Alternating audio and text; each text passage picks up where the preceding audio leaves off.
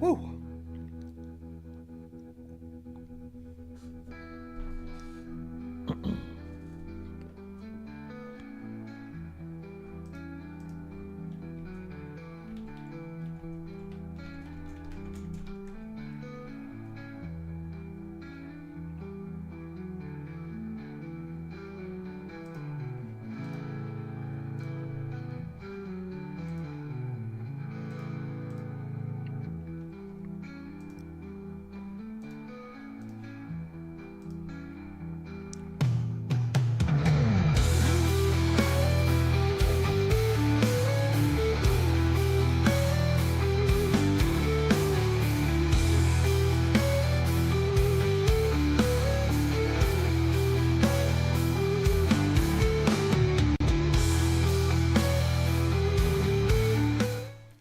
Ladies and gentlemen, welcome in here to a Monday night murder church. Very special night. Didn't make it yesterday morning. Still got a murder church on Tuesday night, but we're still going to be knocking out a Phil Spector episode here tonight.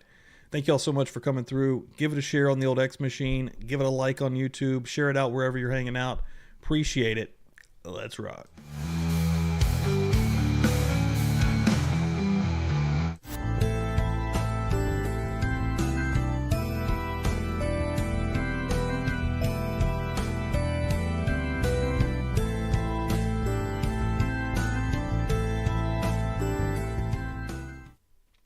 Let's rock.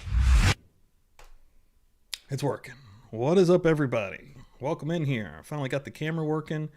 I guess maybe we hadn't really even been in here since Thursday. Everything, of course, went to hell. So when I came back here to rock and roll, it wasn't working. So everybody, thank y'all so much for coming in. I appreciate it. We're here. We're doing a damn thing. I've made a return after being very sick over the weekend. Having a private issue Friday night. Then getting sick on Saturday, and maybe one of the sickest I've ever been. It was horrible. And yeah, want to knock out something here, so we're going to do a Monday night. Welcome in, everybody.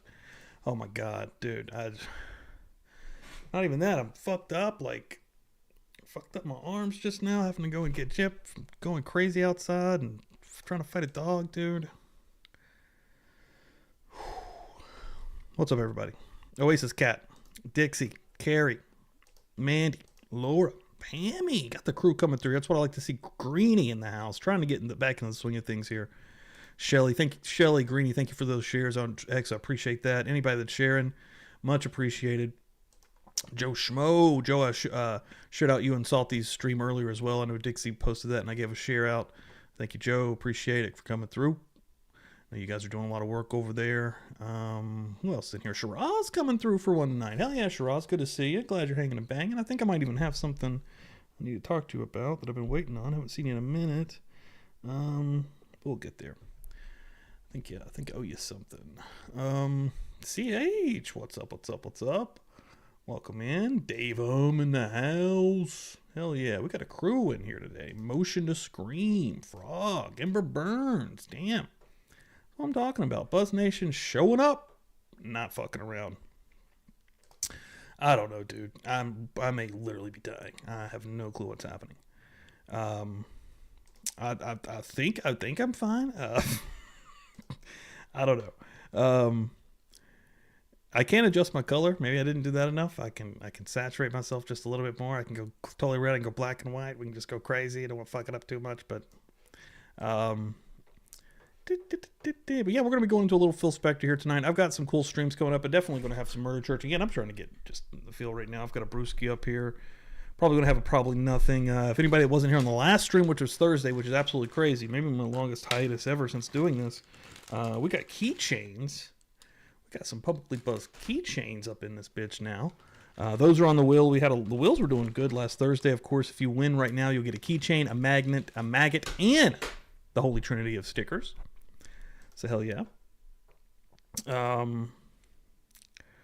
Well, I'm actually an hour late. It was 8, and I changed it to 8:30, and then I missed that. Well, here we go. That's what I'm talking about. That's what the Buzz Nation does. That's what Publicly Buzzed does. Knocking people's pants off. That's what I'm talking about. Hell yes. Dude, I don't know what happened. I have no clue. I know everybody's talking about this norovirus, but I don't know if it was food related or what. The night before, me and Cassie basically had the same food, so I don't think it was that, but I don't know. But it was like the most violent I've ever puked in my life. Like, it was projectile violent vomit that made me throw a muscle in my back out. It was so bad. So it was fucking crazy. And anytime I ever get that kind of sickness, I haven't felt like this since COVID.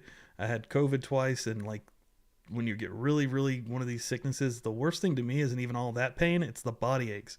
Because my back and hips are so fucking bad. They ache horribly. And that was actually even worse. So, there we go, Dixie. Yeah, let me see where we're at on this wheel here tonight so we can get everybody up to pace. We already got another real wheel rocking too, because everybody wants these keychains. Now, here's the catch on the keychains. There's only 10, and there maybe even only 6 now, because I'm taking one, and we've already given one away. I don't know. I'm pretty sure there's either 7 or 6. So 1, 2, 3, 4, 5, 6, 7, 8. So we're 4 away from a wheel here tonight. If we get that bad boy, of course, we'll give it a spin. We're going into James Peck's Part 2. If anybody remembers this guy's testimony from last Sunday. Let me see, what was James Peck's? I don't remember what he was, and it doesn't say on here. I believe he's a cop, but I could be mistaken. Hold on. James Peck's. What are you, dude?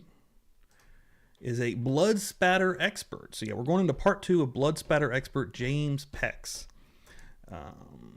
Looks like Linda Kinney Bodden is going to be starting us out on that right there. Well, you know, we're a little wild up in here. Let me see if this is even working. It's not. Hold on. Let me open up this. Hold on. Let me get this guy going. So we got to start this with bells, I believe. I believe that's how we do this. Hold on. Get the Stream Deck back in here real quick. Let's see if this works. There we go. At least the bells have officially started church. That's what I'm talking about. That's what I'm talking about. Oh yeah, Shiraz. Yeah, we miss you too, man. Shiraz is one of the real ones, absolute G in these parts. You can see the Murder Church emblem by her name, which I will never remember the name of those things, whatever the fuck is beside your names. Well, that's true. That's very true. Yeah, I had a day where I went bananas toast. Yesterday went pretty easy too. I started with some chicken noodle soup. Today's the first beer day. Yeah, since everything's been back. Laura's going to start us out here tonight with a $1.99. Of course, everybody that knows, trying to get my flow going here. Cash App, Venmo, PayPal, anything like that comes through, I'll be checking throughout the show. That is a friend to friend that comes directly to me, and I appreciate that. But anybody that comes through like Laura just did with a super, if you're going to become a member, you get a little bit of extra goodness. Really fucking appreciate it. So thank you so much, Laura. Appreciate that. Absolute G in these parts. Boom. Hold on. I can figure this out. If I can figure this out. Thursday I have a banger show coming. I want to get this graphic up here. Going into the Ellen Greenberg case a little bit. I know everyone's talking about that right now. Going to be joined by Julia Cowley, retired FBI agent and profiler, former forensic scientist, and she has her own podcast, and she has a lot of different folks that come through on that podcast. But the Consult podcast, they're dropping an Ellen Greenberg show this Wednesday, and if you're on Julia's Patreon, you can check that out right now. But I'm going to drop her information, her ex, right here in the old chat. She's fucking dope. She's awesome as hell, and I'm really glad that she's cool enough to come on and hang out with me on Thursday night. You know, anytime I get a professional on here, any kind of expert that is willing to come on here and hang out at Publicly Buzzed, it's amazing. It's really cool. I think that speaks volumes for the Buzz Nation in general and showing out, and I can't believe it. So yeah, I'm excited to, first of all, I'm excited to hear her episode, which is going to be a part 1 into Ellen Greenberg Wednesday, and then going into Thursday's show and just kind of diving in and seeing what's going on. And you know, that's going to be, I think, a must see for everyone to check out. So but yeah, please come through. That's Thursday night, 8 p.m. Eastern time, and I'll be doing some plugs for her stuff. It's going to be, again, Wednesday. It's going to be 2 nights of discussion with Julia. You know, she's got her own thing, and then she's going to be coming on and lucky enough to hang out with us. So Yeah. She's cool, man. She's actually the reason she follows us and knows her is like she's actually come through on a lot of me and Dan and I's takes on X. Like actually, she's come through and basically kind of gave us a little, like a nod of approval for I think being brave enough to have opinions that don't necessarily that do go against the grain, that kind of clash against the norm. So yeah, I'm excited, man. I think it's going to be cool. Which, if anybody that knows the new path of Publicly Buzzed, that is 100% what we're doing here. I'm not really grounded to anything or anyone or anything or anybody. Like, I'm just out here kind of doing my own thing at this point in time. There's no other true crime, law to, whatever the fuck you want to call these spaces, that is like Publicly Buzzed, and I will stand by that 100%. There's nothing else happening quite like this. Kelly going to show off a little bit here, and I got a lot for her here to show off. Holy shit, 8 months? You kidding me? Damn, Kelly, one of the G's in these parts. That's what I'm talking about. Happy anniversary. Thank you so much, Kelly. Love to see it. Forrest is going to come through here also. Forrest is an absolute homie up in here. We're coming through gifting out a membership and going to get us one space closer. We're now down to 2 spaces, guys. Forrest, thank you so much. Love you, Forrest. All the way from Canada, coming through. So we are 2 spaces away now, and I haven't even checked the old email, so let me just make sure. Okay, I'm not missing anything there. So yeah, let's go ahead and jump in. We're going to start off with an hour of, again, Blood Splatter Expert Part 2. If anybody didn't see the first part of this, it was from last Sunday, continuing with Phil Spector here on Publicly Buzzed.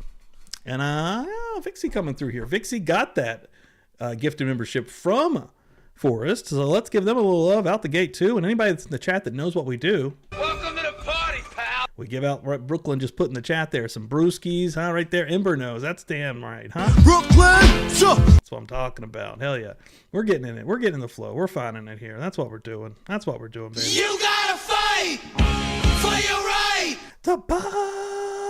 All right, we're figuring it out. We got this. 2 more to go. Let's jump in here. Let's see where this thing ends up. Let's go. Probably gotta fix this too. Everything needs a little touching and a little loving, yeah. I don't even have my merger shit up. No, I don't. No. Boom, boom, boom, boom, boom, boom, boom, boom. Sing a little bit for you too. And then let me pull this right there. We'll block that guy with that guy. How about that? I've already got I've got a banner for that. Boom! How about that guy? How about that? And how about this? Boom! Boom! How about some shadows? Boom! Boom! Got some professional shit going on here. Now let me get the sound going. Let me get that sound going. All parties, jurors, alternates to the witness, your present is heretofore. You may resume. Best judge in the business. Back up. There we go. We're not even done yet. Kelly Woodbelly making it one step closer. We are one name away from the possibility of winning a bunch of cool shit. Kelly, thank you so much. I really appreciate that. Coming through with the $1.99. Thank you, Kelly. G shit up in here. You know what we're talking about. You know what we talking about. Couple questions, text. The bullet, when it comes out of the barrel, is that being propelled by energy? Yes. And about how fast does the bullet come out of a barrel in a gun such as a .38 caliber?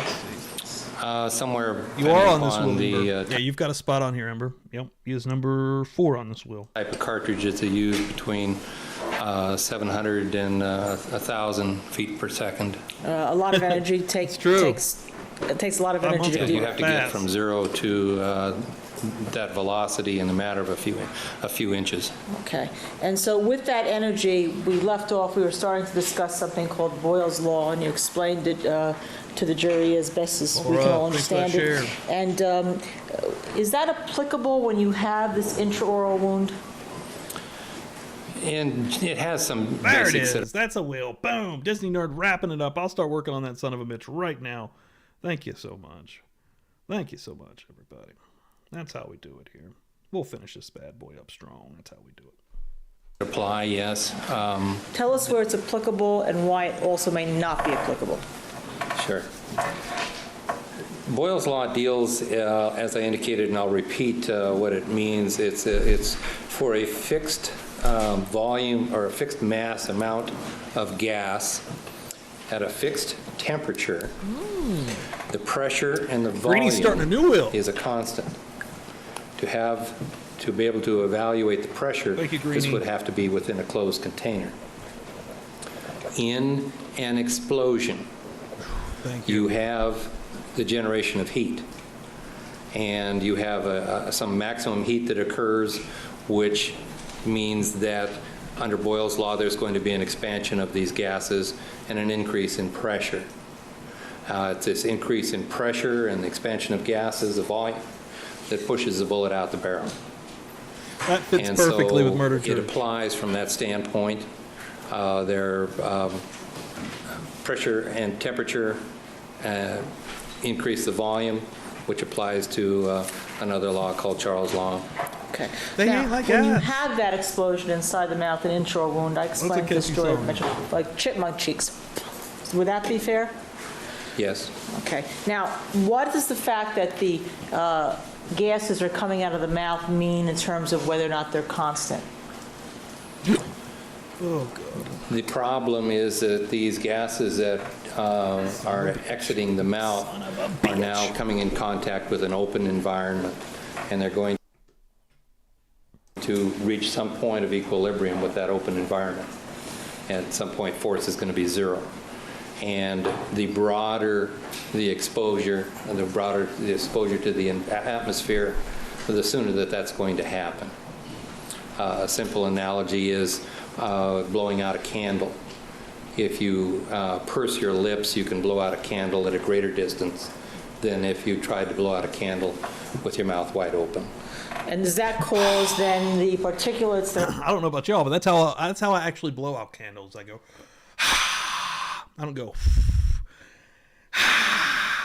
like a vampire. are taken out in this explosion to go further? Can you blow out that candle? Sure. Yes. And do they dissipate equally then all around, or do they go any which way? Well, they would travel in the direction of force and the movement of these expanding gases until the issue of the gases is resolved and gone. Okay. It does feel like a Tuesday a When bit you now. have the expanding gases Feels like a in Monday- the mouth, Sunday coming out of morning, the mouth, right? does that in any way affect the size of the particulates? No, that's an interesting question. I don't think it's been really resolved by at least any physics principles that I'm aware of, is the amount of energy required to come up with a particular droplet size. We know that if you just take a drop of blood from a dropper and just drop it to the floor, what we refer to as passive blood droplets, the only effect is the weight of the droplet and gravity, that they're all going to be about the same size. As you apply more energy, for example, if there was some liquid blood on this tabletop and I hit it with my hand, the droplets would be smaller because I'm applying more energy into that liquid surface. When you deal with applying... Gammies, I just now saw you come through liking my tweet. I'm going to show that bad boy off real quick. See a lot of this out here. A lot of people followed a lot of these weirdo celebrities into the abyss of opinions, dude. No, stop that shit immediately. All of them. None of them are good. There's a lot of cool celebrities, a lot of good ones, but stop going into the sinking sea, into your shitty ship with these guys. My God in heaven. Energies as great as would occur with a firearm, then you get very small droplets that we're talking about in a millimeter sort of size.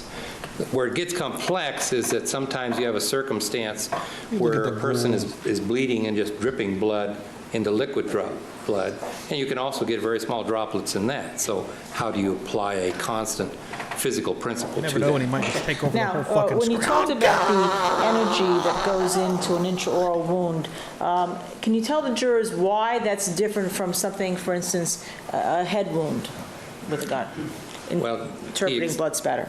in the article that I published, we were basically attempting to duplicate a surface that where the blood is right on the surface, for example, in an external head wound shot. You have a shallow cavity in which these gases are going to go into. You're going to strike bone very quickly. There's going to be expansion of these gases under the skin, which isn't very deep, and then they're going to come back towards the shooter, and as they affect the atmosphere, you basically, if you have a vertical surface there, you have a 180-degree environment for these gases to expand until such time they reach equilibrium with the atmosphere. Why is the fact in that type of wound where you have a 180-degree area for them to expand different than an intraoral wound? An intraoral wound would be more of is a deeper cavity. It'd be a more focused return of these suspended droplets. What they would time have is more it? initial What day velocity or initial energy behind I have them, no clue. which might transport them farther. Now, in your article, you also had some pictures of what backspatter may look on a shooter's sleeve, correct? Yes. Okay. Jen, could we have, and Judge will need this marked cuff? This would be hell? octuple W. That could be anything. This could be the actual end, Greenie. Oh my God, you guys just heard I had the biggest sonic boom and it made me jump. My God in heaven, that could be it. Okay. You're in California, I have a copy too. up here, Mr. Pex, in case you can't see that. Can you see that? Yes. Okay. Is this a true copy of the picture that is in your article? Yes, it is. Okay. And Hell you yeah. discussed your observations in terms of backspatter on a shooter's arm in that article. Yes, I correct? did. Okay. And what is it that we are looking at up here? What you're looking at is my hand and the lab coat that I was wearing at the time that I was conducting some backspatter experiments with a weapon. Okay. And what purpose were you doing that for? What we were demonstrating there use is that on Phil the Friday small sometimes. I'll start droplets of singing. blood that land on the sleeve of my lab coat. Okay. And why were you demonstrating that? Had some cases that we had this where I observed these small droplets on the sleeve of an accused, and it was Bless you. important to know whether or not how this might have occurred. And so we did these experiments to attempt to reconstruct this particular shooting scenario as we knew it, and is it possible that these droplets could have got there by the process of what we refer to as backspatter. And when you were looking at these experiments, you're looking to see, correct me if I'm wrong, whether or not what the distribution and location of spatter would be on somebody who was a shooter. Yes. Okay. And sir, What the fuck is happening? And challenge us. All right. I'm starting to actually maybe believe that we are ran by some kind of fucking, like, alien shit. Like, what is happening, dude? Hold on. Let me get this down. I don't even know what's going on in the world anymore. Nothing makes any fucking sense, dude. Hold on. Watch as 76-year-old Democratic Congressman John Larson suffers a medical episode while speaking on the House floor, freezing for nearly a minute. What the actual fuck is happening? Don't worry, no one on the Republican side in the House and Senate who control both the House and Are Senate these lizards inside is these going people? to speak up.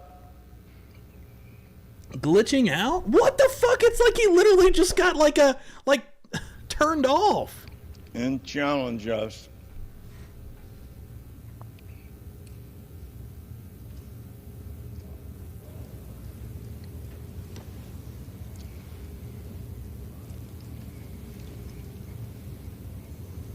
But we need to protect Americans' privacy and their social security. Is he having a stroke? Like, for real? Help the guy. For 40% of all Americans, Social Security is the basis for their retirement.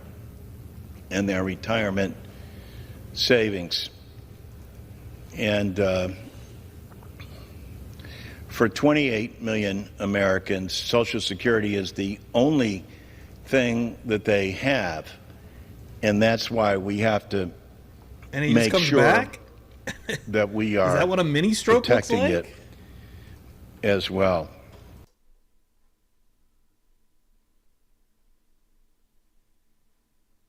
Bro. Sir, if I, may I approach, Your Honor? Oh, yes. If I came up to you. Random fucking Excuse me, I'll dinosaur. pull my back, that's too slow. If I came up to you. I literally just saying that.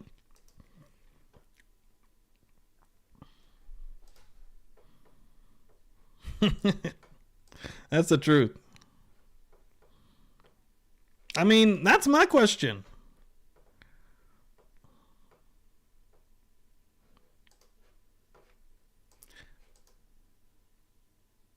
Wait.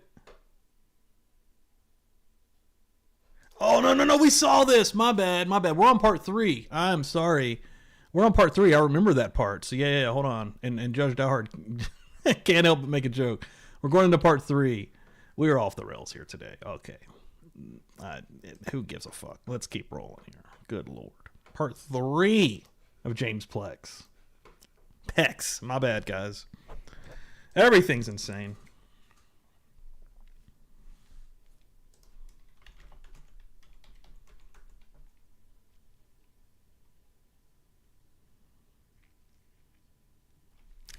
Dude, you guys remember that, right?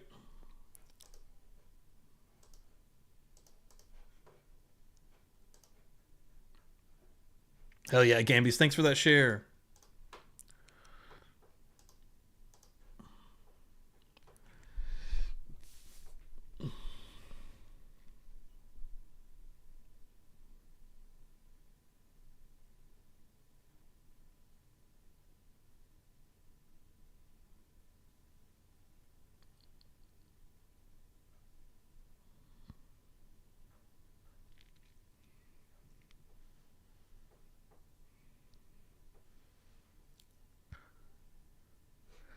The plane thing gets even deeper. Holy shit, dude. We're not going to get anywhere here tonight because I can't stop blowing my mind with breaking news developing. Plane owned by Motley Crue singer Vince Neil crashes into parked jet at Scottsdale Airport in Arizona. Officials claim at least one person was killed, 4 injured. It's unknown if Neil was on board. It's Motley Crue's fucking plane. Fucking what? I wasn't aware of that, but that's fine. Okay, if it did, Lumines, that would certainly be.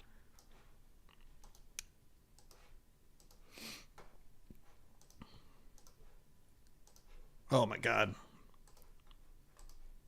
Son of a bitch. Thanks, Shelley. I want to get into the chemistry of it, but it was working right, correct? Appears to be, yes. Okay. We got her. Ms. Kinney Bodden asked you some questions, and again, here's the gear shift. I can't stop moving my Ms. mind. Kinney Bodden asked you some questions about the nature of intraoral gunshot wounds, Tonight's gonna intraoral be completely gunshot off the wounds rails, I think. particularly.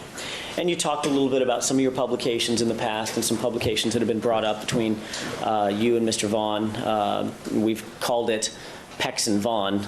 Now we have fine. the Pex. Maybe we'll meet the Vaughn before it's all over. Pex right here, And you motherfucker. indicated that you did talk about some of the basic Pex right here. standards in gunshot wounds and Karen Reed slut. back spatter and forward spatter in that particular article some 20 years ago, Got the 1987, I guns, think, the correct? Pex ready to fucking In rock. that article, you also referenced, you use as a reference other articles and other publications in the general field of back spatter and gunshot wounds, et cetera, correct? Yes. That's normal procedure for a scientist to refer to other scientists' published works to either establish the foundation for their findings or to simply support or corroborate their findings, correct? Generally, you reference other publications in your introduction and say that these things are known, so you don't have to re-explain them all again.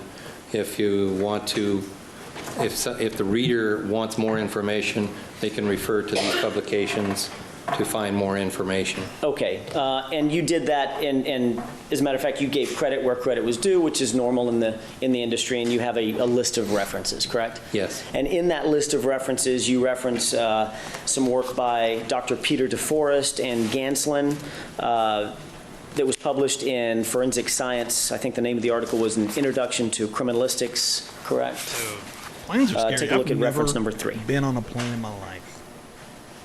I honestly don't think it's going to Okay. happen. And if you want to glance while you're still on that page at reference number 8, you also reference Tom Bevel and some of his work and a publication that he entitled Geometric Bloodstain Interpretations, correct? Yes. And that was published in the FBI Law Enforcement Bulletin, correct? Yes, in 1983. Okay, both of those publications were 1983, correct? Yes. And then you published this in 1987, a few years later. Yes. Okay. In this particular article, you are talking about, at least in a portion of it, you were talking about backspatter and the small particulate matter, talking about millimeter and smaller sized particles, and how far they travel. And I think you referenced that they travel about 2 feet based on your experience and the information that you knew at that time. Yes. All right. Is it safe to say, and I think we've heard some reference to this, in the intervening years, you've seen reference to some backspatter that actually has been seen traveling a little further, maybe up to 3 feet, and sometimes in laboratory environments up to 4 feet?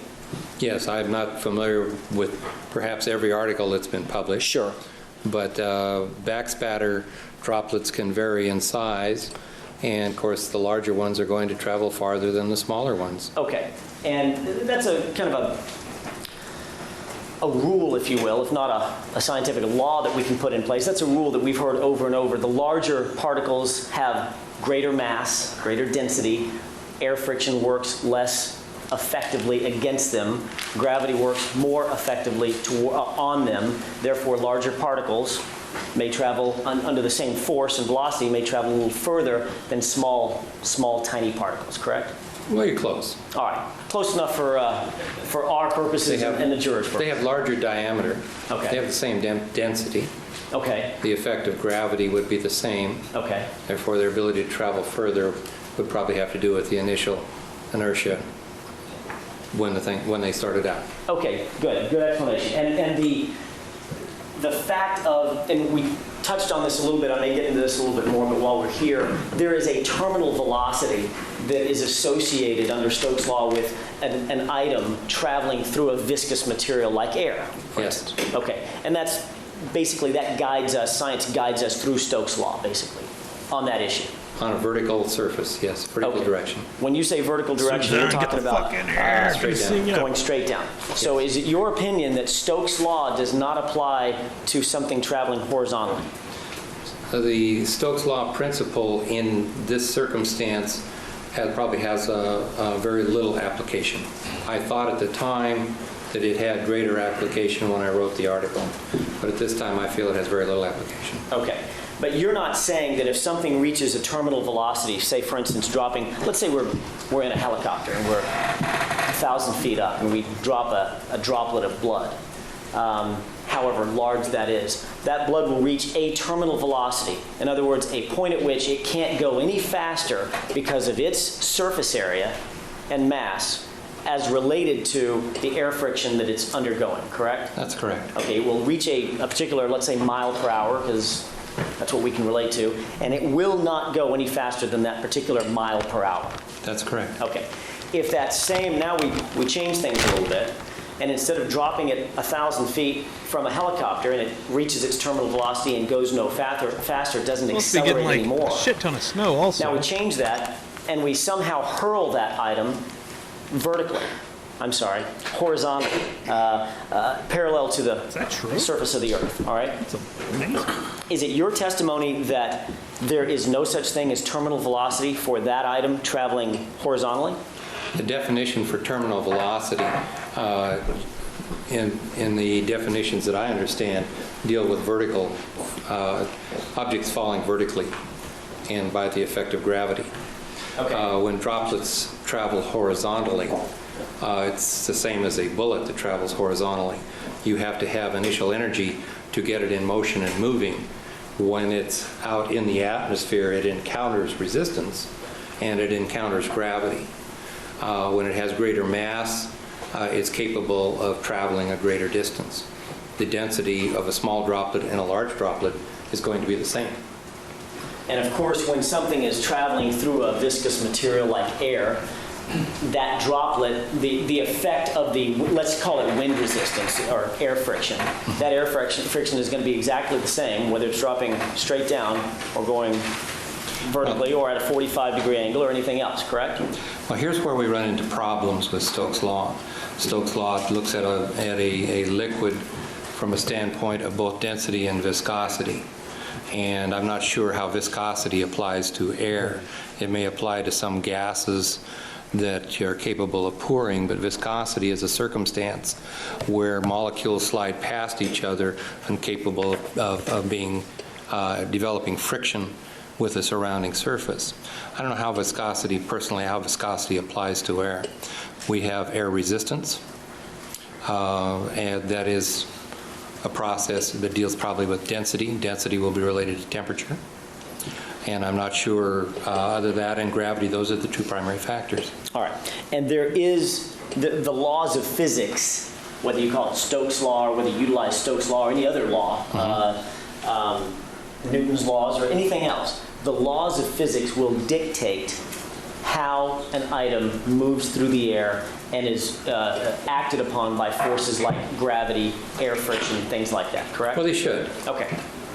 As a matter of fact, that's why it's called, I mean, I don't want to get into a physics class, but that's why they're called laws, for instance. They're not called hypotheses. Yeah, there are many laws in physics. The application of those laws and how they apply to an explosive environment is the circumstance get on that new wheel. Thank you, I understand, but what I'm saying is laws don't change. Stokes' law is always going to be Stokes' law. That's always going to be. It's the application of the law. All right.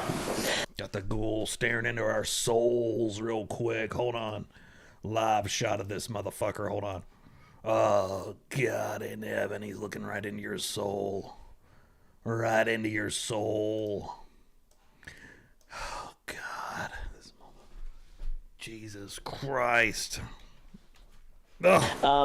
With regard to your previous article, you did indicate that, at least at that time, that the small particulate matter backspatter, the tiny particles, would travel about 2 feet, correct? Yes. And as a matter of fact, you went on to say that because of that, you can do some inductive reasoning, I guess, and make a determination, Mr. Pex, that things that have that type of particular matter on it were relatively close in proximity to the backspatter causing event, correct?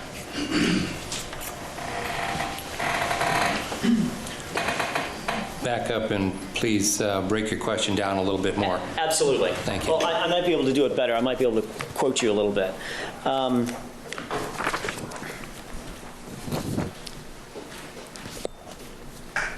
Do you remember writing the following? And you're much more articulate than I am in my question. Let's see if this makes any sense. Similar sized blood droplets travel roughly the same distance, period. This is consistent with the notion that the trajectories of these small droplets are controlled primarily by air friction. You remember yes. writing that? All right. Yes. If indeed air friction is the dominant mechanism, then it is not surprising that small droplets are not observed at great distances. Correct. Correct. All right. You also indicate, and you've talked a little bit about it, but here's where you get into Stokes' law. You say in the limit of small velocities, Stokes' law limit, the distance traveled should be nearly proportional to the droplet size. And what you're saying in that is that if you can make a generalized determination as to the droplet size, there is a distance at which you would expect to find those droplets traveling, if they start off with the same initial velocities. If they all start off with a constant, yes. All right. And from that, you went on to explain through this paper that if you find that the small droplets on an object, it had to be relatively close by to the spattering event. Within the limits of the experimental model that we presented, yes. Correct. So in other words, in your experimental model, which is what we're going on this paper, if you found small millimeter or submillimeter size particles on, say, for instance, a chair. Through inductive reasoning, you could calculate that, in fact, the chair was within a certain number of feet of the spattering event, correct? Utilizing inductive reasoning would require that you consider all possibilities. Correct. The chair may not have been at that position at the time that the incident occurred and the blood was let. It might have been moved. So that also includes inductive reasoning. Inductive reasoning would also include that you may have outside forces. You know, I indicated if you had a crime scene that was outside and you had forces such as wind, that might cause the droplets to travel a greater distance. Sure. So with inductive reasoning, you have to consider all these possibilities when you're doing your evaluation. Right, okay, so that makes sense. With inductive reasoning, you consider all the possibilities, and then you begin to eliminate them based on the fact scenario that's presented to you. Is that right, Mr. Pence? That I developed. Okay, so for instance, if you had a fact scenario that was presented to you and it did not include the gunshot being outside with wind, but rather inside a room, for instance, in this case, a foyer, yes, you would not consider that wind was a factor in moving that blood, correct? That's correct. That's correct. If you had no indication that there was a fan behind the victim, for instance, when the shot was fired, and a fan was not blowing and whirling and creating any kind of turbulence or creating a columnized airflow, you would not consider that that would be you would eliminate that from your consideration as the mechanism that moved the blood, correct? Yes. If you had no tornadoes or hurricanes inside the foyer, that could be pretty easily eliminated, correct? Yes, I suppose. And if in fact there was no indication that a spray can or an aerosol can that was built under pressure and had a relatively sustained airflow in the foyer at the time, you wouldn't consider that the blood droplets might have gotten caught in that paint can airflow and moved that way, correct? Well, I don't know how you would get liquid blood into a pressurized paint can. I don't either. So, yeah, I guess we could exclude that possibility. All right, we could exclude a lot of possibilities based on the fact scenario that's presented in front of you, and that's kind of the hallmark of doing a crime scene investigation, correct? Yes. Okay, we'll talk about that in just a second. I want to, before I get completely off track, I want to ask you a few more questions about intraoral gunshot wounds particularly. One of the things that you indicated on direct examination, Mr. Pex, was in your experience you had seen only one intraoral, or maybe you said two, intraoral gunshot wounds, correct? Yes. All right, so suffice it to say, it's rare enough in your experience that you don't have a lot of practical experience with crime scenes involving intraoral gunshot wounds. That's correct. And it's also pretty obvious that in your experimentation, you use things like, well, I use the example of a mousetrap. Maybe you don't use a mousetrap. You use things like gunshots in a laboratory environment, sponges, pig's blood. You might wrap a sponge in plastic and soak it in pig's blood. You might drape a sponge underneath a cloth and fire into it, things like that, correct? That's correct. Okay, and obviously you can't approximate or duplicate an intraoral gunshot wound because you can't shoot people in the mouth, correct? You got it. All right. That having been said, you're aware of no data, published data, that suggests that in an intraoral gunshot wound, the back spatter from a .38 caliber will travel 96 inches. I have seen no data published on intraoral gunshot wounds associated with backspatter. Thank you. So when Ms. Kinney-Bodden asked you about certain experimentation, and I think you mentioned the term 96 inches, and we'll get to that in just a second, that was not, you are not approximating an intraoral gunshot wound particularly. You were simply explaining to Ms. Kinney-Bodden that there are certain circumstances in which columnized blood, and when I say columnized, I'm sorry, you're right, columnized, thank you. We do better, we should switch places, except I couldn't answer my own questions. Columnized air may force a particular matter, a particle in that air to go a little further. You're not saying that's how far backspatter goes in an intraoral gunshot wound, correct? You are correct. Thank you.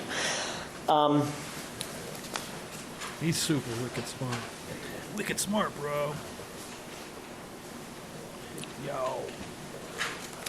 One of the things that is so very important in doing a proper crime scene investigation and coming to conclusions through inductive reasoning is to make sure that you have available to you all of the facts surrounding that particular circumstance, correct? Yes. That Well, would mean- you seldom have all of the facts available to you when you're at a crime scene. Facts generate during the course of an investigation. Yes, sir.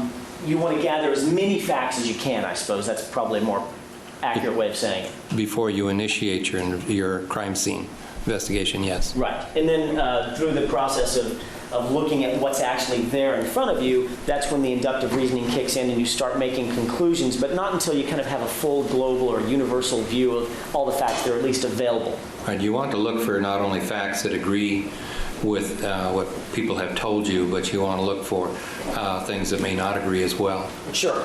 Okay. It's important, therefore, for a criminalist to actually go to the scene. I think you said when you were working as a criminalist for the Oregon State Police, you would often go actually to the scene as opposed to just looking at photographs or reading reports later, correct? Absolutely. Why is that so important, Mr. Banks? It has to do with our training, and as scientists, we are trained to follow the very procedures you're talking about, inductive reasoning. We want to be somewhat independent this is Cross of right here. the law enforcement. Linda was with him for a to go to a while. crime scene, have specialized training. You want to evaluate all Linda of the data that's Kinney-Bod. there, not just focus in on specific On the old things that might YouTube. support the Give information. him a follow. I know I that got a you've lot been of told. mods here at work for her. And people who have scientific backgrounds are familiar with scientific. She's my favorite method. defense attorney. Understand that. Phil Spector. By a long So fucking I shot. gather from what you're saying, Mr. Pex, that Well, I'd like to know some of this deep, actually detailed taking shit into about consideration the facts of this case would be extraordinarily important in making a determination on reconstruction or what actually happened, the blood spatter patterns and things like that. I'm sorry, I guess I missed your question. Sure, sure. I'm saying in making a determination of, let's talk about a reconstruction of this case. Of this case. The Okay. case that's before the bench right now. Okay. Right. It would be extremely important to make sure that we look at the actual facts of this case, not just theoretical models that have been done in labs before, but the actual facts of this case, and then apply the laws of Yeah, physics Shelley, that you've Missy, learned over the years and Dizzy, your they'll work. experience, applying your experience and on-the-job expertise, applying those years of experience and background to the actual facts in this case. Yes. Okay, that would be the hallmark of any good investigation, correct? Yes. That's why criminalists are not theorists in theory. They're applied scientists. In other words, you go out to the crime scene, you roll your sleeves up, you take measurements, you take photographs, you touch and sniff and smell and scratch things so that you can get an idea of what the facts in that case are, correct? Well, pretty close. In other words, the We are lack- analytical scientists. That is a certainty. That Okay. doesn't mean that we don't consider how things happen as well as what we observe things. Sure. And for instance, one of the things that is, I think, pretty obvious, we've been talking about backspatter, Ms. Kinney-Bodden asked you a lot about it. You indicated that there are certain particles that can travel a certain distance. And one of the things that is implied in that statement, if a particle can travel, let's say, 4 feet, that particle can also travel 3 feet, correct? Yes. That particle could also travel 2 feet. Yes. And it could also travel 1 foot and a half a foot and 3 inches and 2 inches, correct? That's correct. So in other words, The fact implied in that Linda Kinney-Bodden is depicted in a film with incredible actors about the Phil Spector life and trial, dude, that's incredible. Like, that's crazy.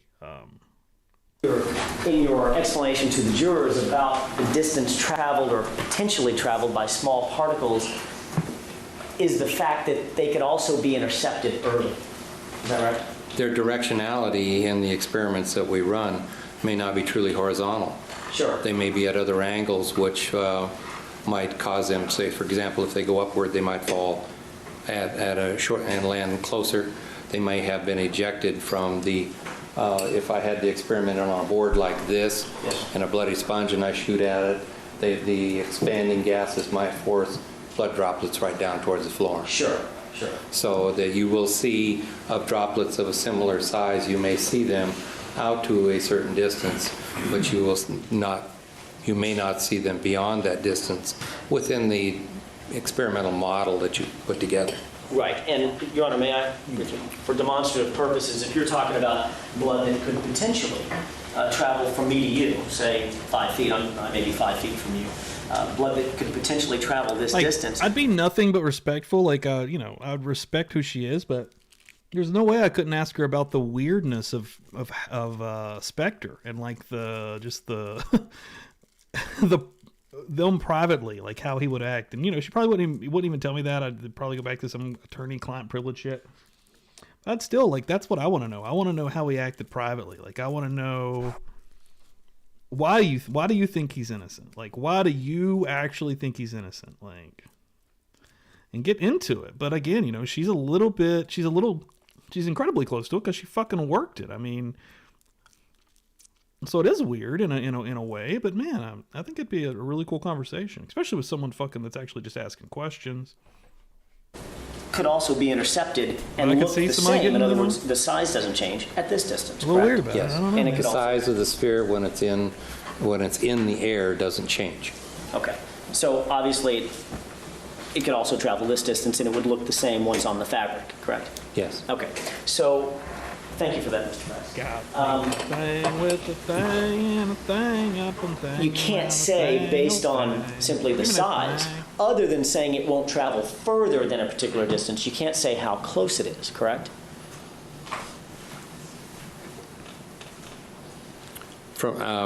Just from a purpose of a singular of a few droplets, no. Okay, but there are patterns that begin to emerge in any crime scene where you're looking at back spatter, correct? Yes. And those patterns are somewhat important to take into consideration, is that right? Yes.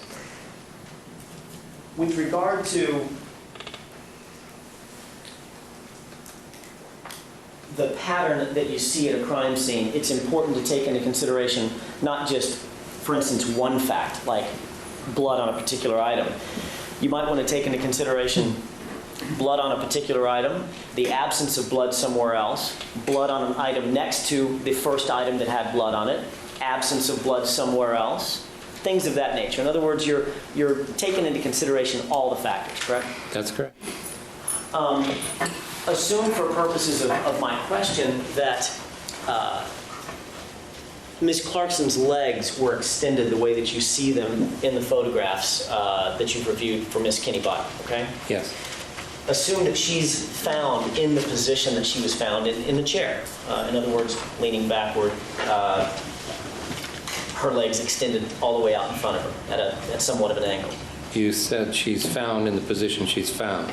Correct. She's found in the position that she was photographed. I'm just trying to make sure that... Okay, that's clear. I'm not sure which photographs you've seen, Mr. Pex. Did you see photographs of Ms. Clarkson in the chair? Yes, I did. Okay, assume she's found like that, all right? Okay. And you saw where her slip was? Yes. And you saw that her slip came down to about mid-thigh because it had been pulled up and wrinkled a little bit, indicating that she had scooted in the chair, correct? Perhaps. All right. Her top of her thighs from mid-thigh to knee was exposed. Yes. From knee down to her foot was exposed. Yes. Her shoes were exposed. Oh, God, yeah. Yes. Okay. Are you aware that... Wouldn't be able to beat the pussy off if he had a set of specs on. Blood spatter, that mist-like or high-velocity blood spatter in the area of... Hey, equal opportunity, the pussy or the dick. ...was found about down to the mid-thigh area of her slip dress and no further. Yes, I am. Right. You're aware that no blood was found on her hose, on her legs, correct? Yes. You're aware that, and when I say her legs, I'm talking about the portion of her leg that doesn't bend from mid-thigh to knee. Yes. You're aware that nothing was found, no blood was found beneath her knees. Yes. You're aware that nothing or no blood was found on her shoes. Yes. You're aware that the chair in which she sat, there was high-velocity backspatter found on an arm of the chair? Yes. Okay. You're also aware that... I looked at some of that. I'm not so sure that's what that is, or whether that's blood that's dripped into blood, but I have not examined that chair. I just saw a few photographs, and that question comes up. I don't know the answer. Okay, but if an experienced criminalist were to actually examine the chair itself, that would lend itself to a better interpretation than simply looking at some photographs. Yeah, I would breaking the want to, wall, if I right? was It's to in front make and an the back. What's evaluation happening? of that chair, I would want to look at the chair. Okay. Also, the purse was evaluated, and the actual photograph, I'm sorry, rather than just photographs, the actual purse was evaluated, and the strap of the purse indicated some high-velocity backspatter on that as well. Oh, shit. Yeah. No, I didn't, dude. That's absolutely worth a post right here. Joe Schmo coming through, and if you don't follow Joe Schmo or Salty Sleuths, dude, make sure you're on their streams. They're streaming together all the time. Hold on, let me make sure this doesn't go away also. Dude, if anybody can post their links in here, do it, man. They're awesome people. I don't know if you saw my post earlier. I'm tentatively scheduled to host an interview with Lori Vallow Daybell's niece on Wednesday night. It'll be my biggest interview yet. I'm super stoked. And is that going to be on your personal channel, Joe? That's fucking awesome, man. Congrats. That's a huge get. That's a huge interview. Yes, I believe I saw Yeah, I that. see y'all out here hustling, man. You're doing it all right too. That would certainly indicate to you, and by the way, did you look at the jacket itself? No, I've never seen any of the evidence in this case. Okay, you've never been to the crime lab? No, As a matter of fact, you've never even been to the foyer area? no, I have not. All right, never been inside yeah. Mr. Spector's house? No. So your See if I can get it over here. testimony is, and I'm not saying there's anything wrong with this, I'm just making sure we have a full view of what it was that you reviewed. Your testimony is predicated on questions that Ms. Kinney Bodden has asked you. There you go. Boom. Your review of... Shelly got me. Give that a follow right there. Joe Schmo. Hell yeah. Joe Schmo's been in these parts for a long ass time, dude. He's an absolute G. And fuck yeah, man. That's cool. That's a huge interview. That's dude, interviews are something else. There once upon a time, Feral Friday was gonna be, just interviews. I did a lot of interviews with a lot of, decently sized people, I guess. And they were fun or whatever, but I started getting the vibe that that wasn't my angle. I get super nervous before like interviews. I don't know, but yeah, that's really cool. reports and your review of some photographs. That's correct. Okay. Yeah, I'll definitely share and promote it, man. Obviously, if you wanted to give a more detailed reconstruction of this scene, you would want to have seen the crime scene itself. You would have wanted and to follow Salty Sleuth also, man. They're working together. They do a lot of tandem streams. I was a guest on there a few weeks back, talking Coburger, which is going to be amping up again, and we'll probably be doing some more stuff, man. see all the physical evidence as well as review all the reports and the photographs, correct? Absolutely. Sure. Good stuff, good people in the YouTube streets. Certainly, if there was no high-velocity backspatter found on her legs, on her shins, on her shoes, or the carpet area surrounding her, or the Susan said, I want to get on that wheel also. And she came through hard, boy. Cash App, $20. She gave a $20 bill, slapped it on the table.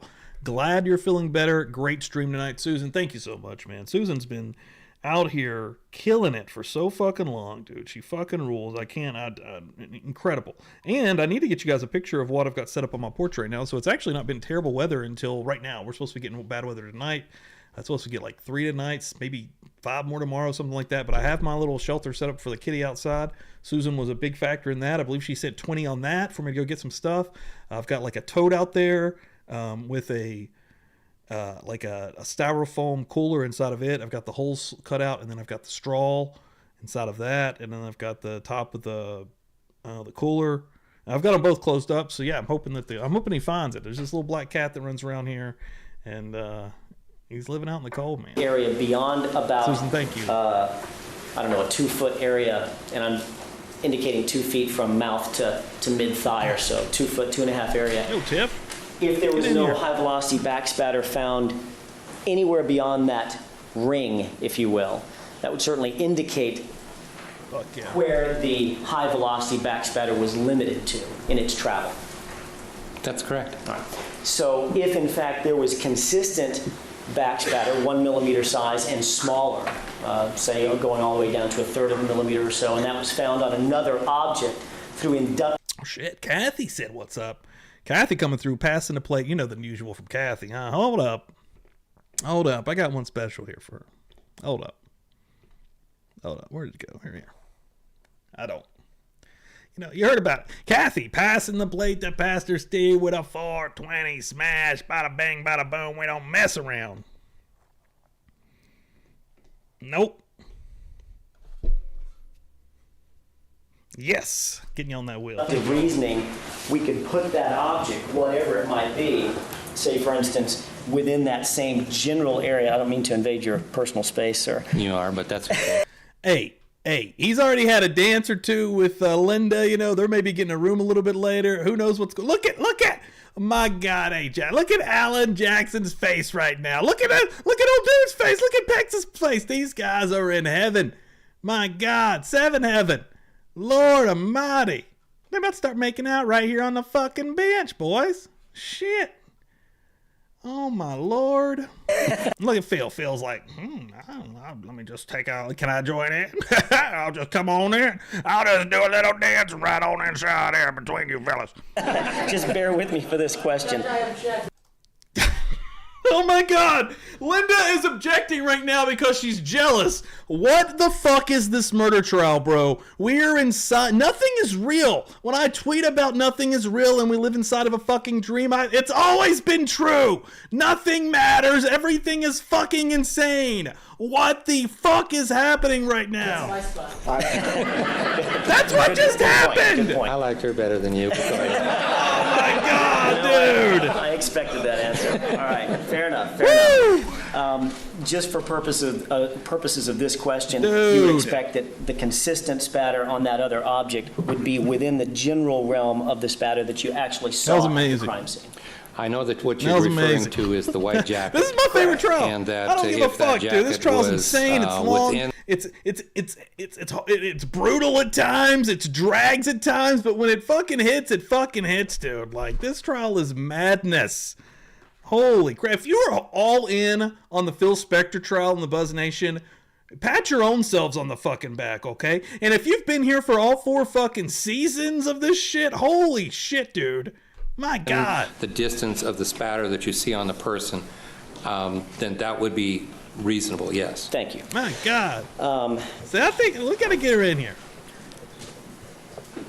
My God. Pammy's like, let's go. With regard to, I told you that I might visit with you for a second about the paint can. When you indicated that you had personally seen the small millimeter-sized particles of paint travel, I think you said it was a 94 or 96 inches? 94. 94 inches, okay.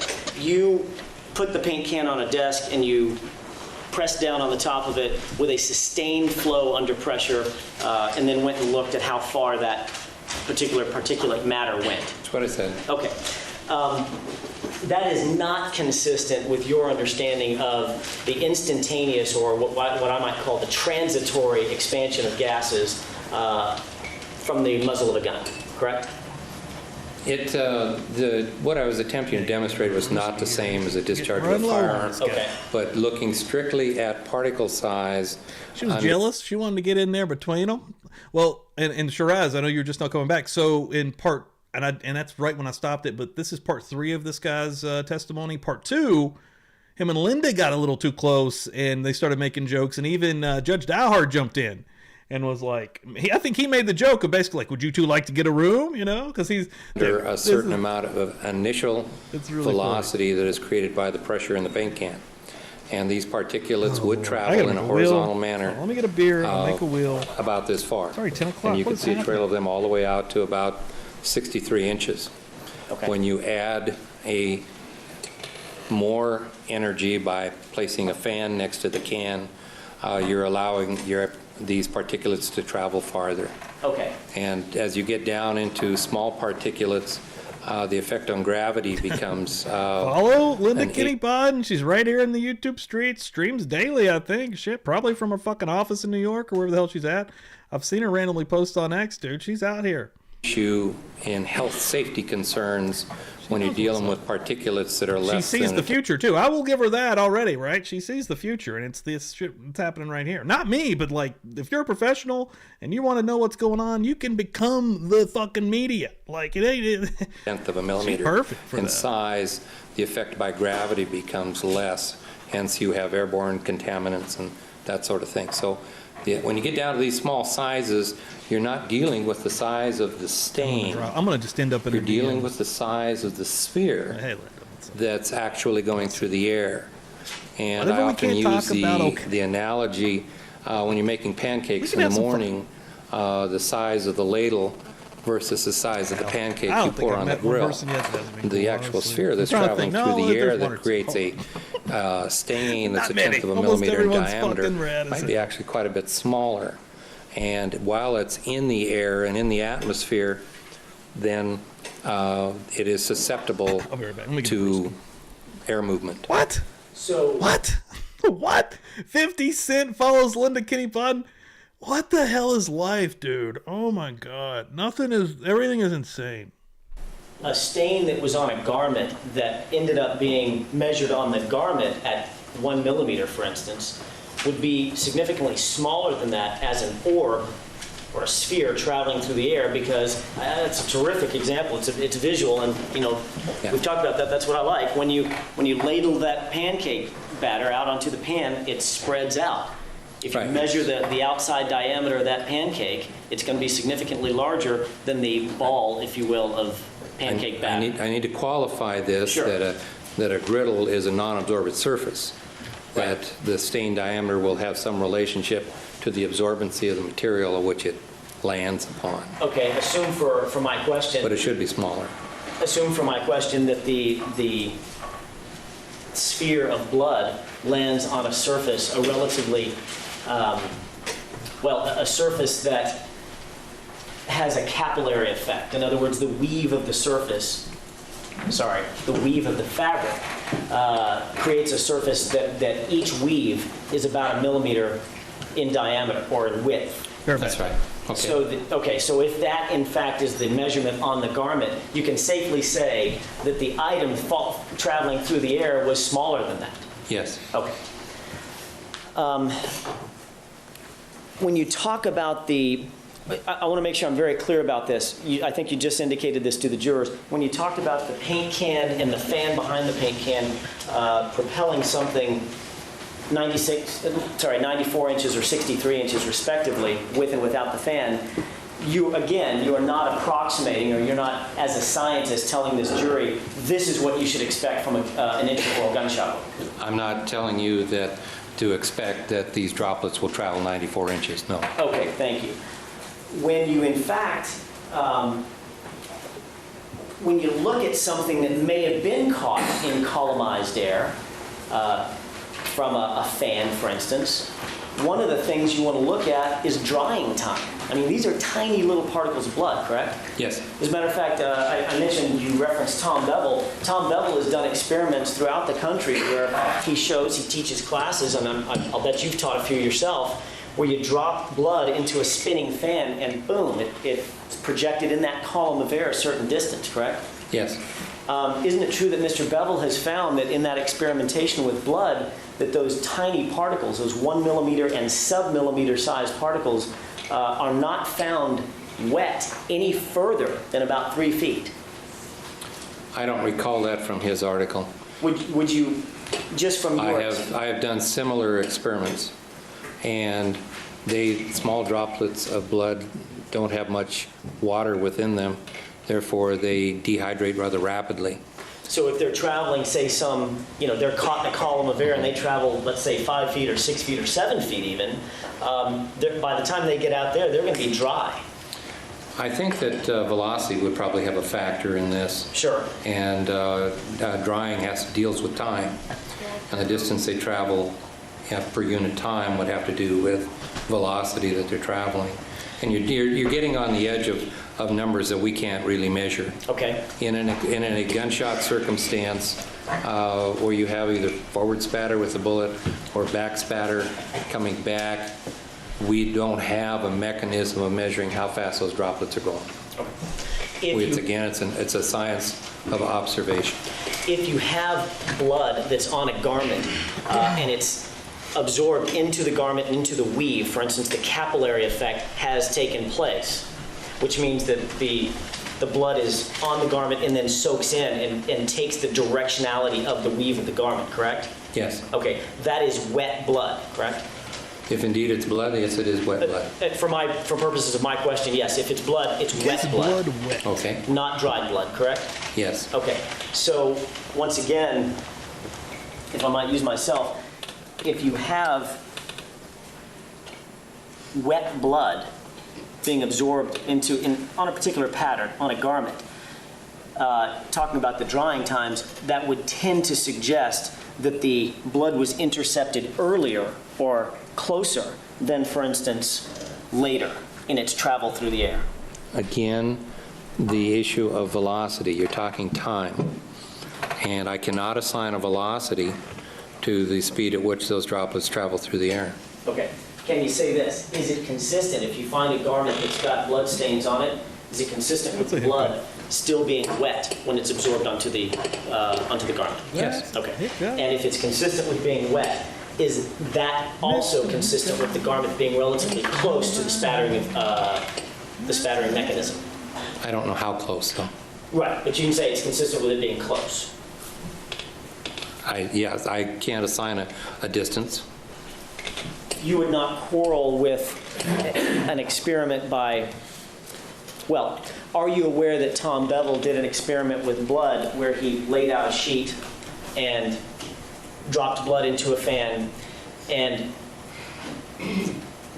basically moved the 1 millimeter size particles through that column of air to a certain distance out to about 6 feet, and that he found everything beyond 3 feet was basically dried on the paper, and when he picked the paper up, it just fell off. I haven't seen that, no. Okay. Would that, based on your experience, would that experiment surprise you, or is that consistent with what you understand? I don't know what the velocity at which those droplets are traveling. I'd like to read the paper before I comment. Sure, okay.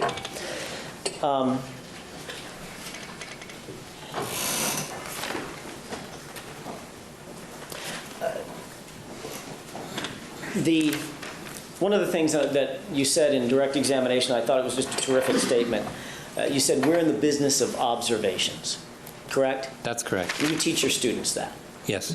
So in other words, you don't conduct any kind of a crime scene investigation in a vacuum. You want to get out there, as I said, you want to get invested in the crime scene. When I say invested, I mean you yourself want to put eyeballs on physical evidence. You want to roll your sleeves up and engage in a crime scene investigation that you're involved with personally. You're making your own observations, not relying on others. Yes.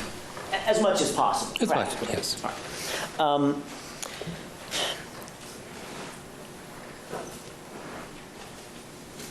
There is also a mantra, sort of, maybe it's a mantra, maybe it's not, you'll tell me, in your industry that the absence of evidence is not evidence of absence, correct? That's correct. Explain to the jurors what that means. Well, let's talk about luminol as an example. You could spray luminol onto a surface and not get a reaction, and that doesn't mean that there isn't. Is this Ozempic side effects sudden blindness thing real? I almost thought it was like fake, but now I'm seeing it like on like more legit stuff. Recent studies and patients report have highlighted a concerning side effect of the diabetes and weight loss, or Ozempic sudden vision loss. 9 cases have been reported where patients experience this issue after using these drugs, which are noted for their action on the GLP-1 receptors, leading to significant weight loss and diabetes control. However, while these drugs are beneficial for some, the potential for severe side effects like vision loss has sparked investigations. What the hell? 9 people out of like how many though? I mean, like everyone's using this drug. Blood there. There may be reasons for which you don't see it that are not readily available to you at the time. So the evidence of absence, or the absence of evidence, is not necessarily the evidence of absence. And that goes to physical items of evidence at the crime scene as well. Stuff to give away. Yeah, I guess. I guess it would go to anything, correct? Yeah, we're speaking crime scenes. I guess that's, okay. I'm not sure where you're going with this, but... Story of my life. Anxiously awaiting. All right. Well, to follow up on your to follow up on your luminol example, I'll take a side road, and then I'll get back on the main road in a second. To follow up on your luminol example, there are certain scientific endeavors to try and explain the absence of certain evidence. In other words, if you engage in a visual examination, for instance, let's say a visual examination of this surface right next to you. I'm just using that as an example. Everybody on this wheel. You look at it under normal light, then you get down real close to it and you look at it, and you're looking for blood, for instance. You look at it under like the entire the aid of a flashlight. You get right on top of it, you see nothing. There's no indication that there's any red stains there. There's no visual indication that there's anything on that. You then go back and luminol that, and there's no luminescence whatsoever. In that particular scenario, you would probably report that there was no observable blood, correct? Yes. All right. There have to be, in other words, there have to be times, you can take the absence of evidence is not evidence of absence to an extreme and say, well, then we can't figure anything out, correct? Well, I don't think I've ever said that. Right. There's some common sense that we put into this as well. Right. Any crime scene investigation, you bring with you years of experience, correct? That's right. All right. With regard to the sleeve and the photograph that you talked to Ms. Kinney-Bodden about, now I'm back on the main road again. She asked you what you expect to see when you fire a gun and there's back spatter. What do you expect to see on the cuffs? And you said, well, I would expect to see maybe some blood inside the cuff. I'd expect to see some blood maybe on top, depending on the angle of my arm, maybe on the bottom, something like that, correct? That's close. And you showed a photograph of yes. An experiment that you did where you actually fired and your lab coat got some blood on it. You weren't firing into an intraoral cavity, correct? No. The purpose of the photograph was to get the information out there, alert other investigators to look for this sort of thing. Once again, you're not suggesting to this jury that in an intraoral gunshot wound, particularly, you have to find that blood pattern on the cuffs. Well, you have to have a caveat that there has to be back spatter that's formed. And in some cases, there's no back spatter, correct? In some shooting circumstances, there's no back spatter. Okay, you kind of have to take each crime scene as it comes to you, correct? Right. All right. In this particular case, you're aware that the back spatter was relatively minimal. Is that right? Photographs that I saw of the garment that she had on had arrows that depicted, I assume, the placement of small droplets of blood. Okay.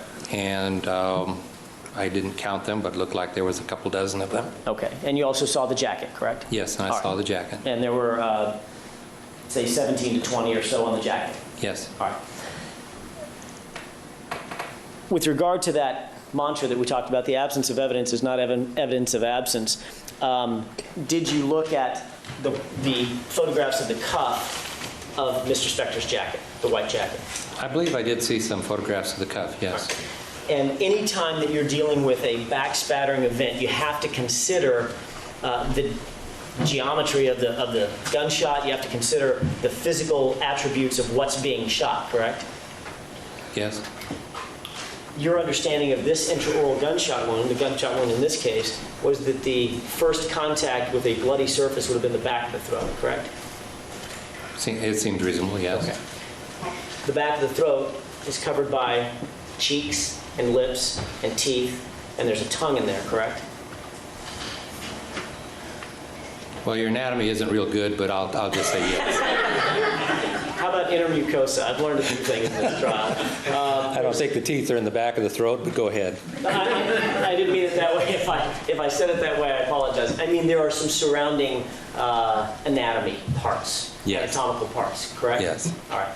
And that, of course, will impede, just like hair might impede or a garment might impede certain back spatter. It will can. If it works out. Okay.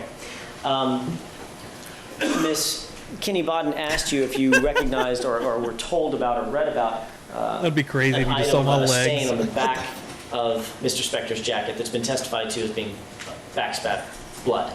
Blood, okay. Okay. And she held her arm up like I'm holding right now, with my right arm bent 90 degrees and my fist sort of by my ear, exposing the bottom of that jacket.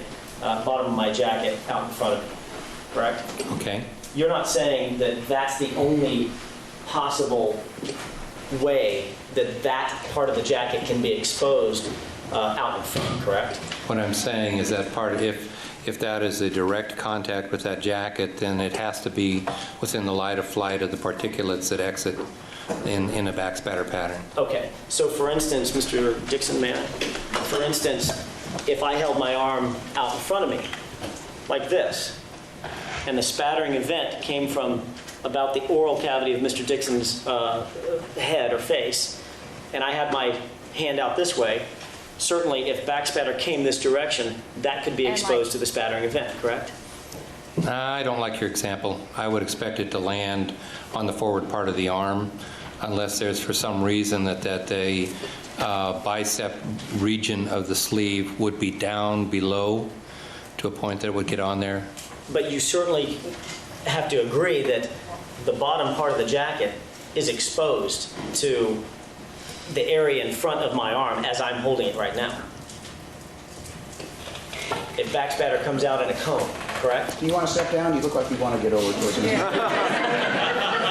I assume it's for a good purpose, but did you want A nonviolent one, yes, Your Honor. Did you want to step down and show him something? Yes, Go ahead. thank you.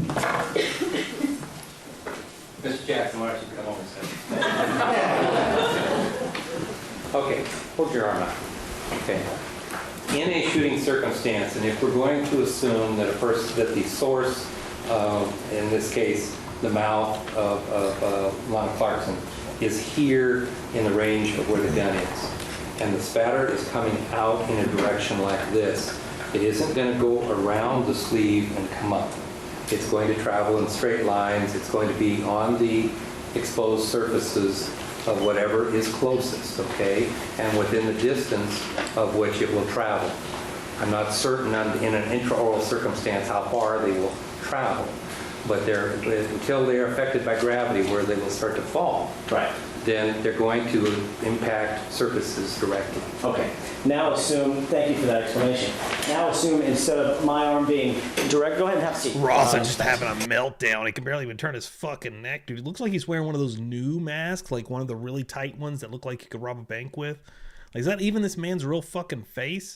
I think we can do this this way. Now assume instead of my arm being Linda, I'm just directly, gonna be like, what is basically this guy? perpendicular, I'm sorry, parallel. Well, there we go. At least you can come through with a $10 holler. They won't let you gift, but they let you give 10. What the hell? Thank you so much, though, D. Appreciate that. D, that also gets you on. And I don't know if you've seen this. Hold on. I got a new wheel. Let me first of all get you on here. But I've got a couple of new things. So let me show them all for you real quick. So if you're getting on the wheel right now, you have the opportunity to get this guy right here. We just got this, and there's a limited supply of these. Like, we're already down to like 5 or 6. I've lost count. But these, I've got magnets. These are going to be in the new send outs, and then I've got some stickers. Of course, those have been going out, but a couple of new items that, you know, a little bit more enticing for the old wheel there to get on there. But thank you so much. I appreciate that, D. I don't know what it is. Let me start that over. Instead of my arm being straight out in front of me and like it was during your example, let's say now that the target is substantially beneath me, okay? And I'm over the top of the target, facing down. Now the bottom portion of my jacket is exposed more fully than, for instance, the top portion, because the target is beneath my arm and my shoulder, correct? Right. And your underarm, the closest part of your would also be exposed. Sure. But the problem I'm having with dealing with this is I've never looked at the jacket, and where this particular spot is on the jacket, I'd like to know more about that before I provide you with more conclusive statements about in the direction that you're going. Okay, I understand that, Mr. Bex, and I would have provided you with more pictures if I had an opportunity, but you're not my witness, so I couldn't. I guess generally, you make very, very sage points about that. I guess generally what I'm saying is, in your example, yeah, you're a winner. Very good point. If blood is coming out in a cone and my hand is straight out in front of me, that's going to be a little different than, for instance, if I drop my hand and the target is beneath me, now the bottom portion of the jacket is more fully exposed to the target area than the top. Just generally.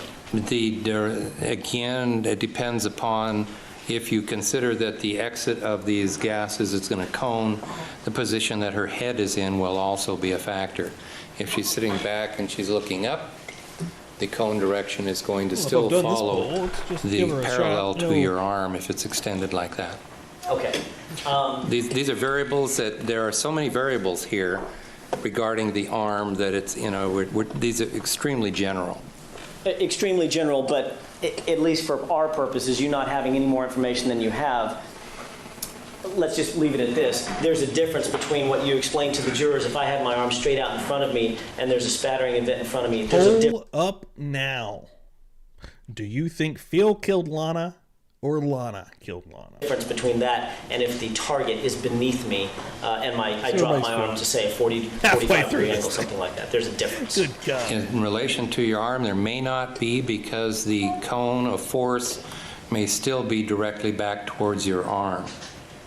Where the droplets land in relationship to the rest of the jacket probably would have a factor. All right. And one of the things about that kind of statement, the absence of evidence is not evidence of absence, you've actually related that in not those exact terms, in some other terms, you related that in the paper that Ms. Kinney-Bodden asked you about, concerning proximity and blood spatter appearing on an item, correct? You've talked about that. Go ahead, and you want to read something. Sure. You cannot discount the proximity of an item, the proximity of a piece of evidence to a spattering event simply because there is limited spatter on that item, correct? There are too many factors. That's right. You cannot assign a particular caliber of a weapon, right? Nor can you, as you said, necessarily place it in a certain location unless you can further understand the circumstances. Right. So in other words, you cannot, based on that principle that you relayed in that article, you cannot say an item was not in a particular position because it would have had more blood on it. Therefore, definitively, it's not there. You cannot say that, correct? That's, yeah, probably so. I'm sorry, you said? Yes. Okay, thank you.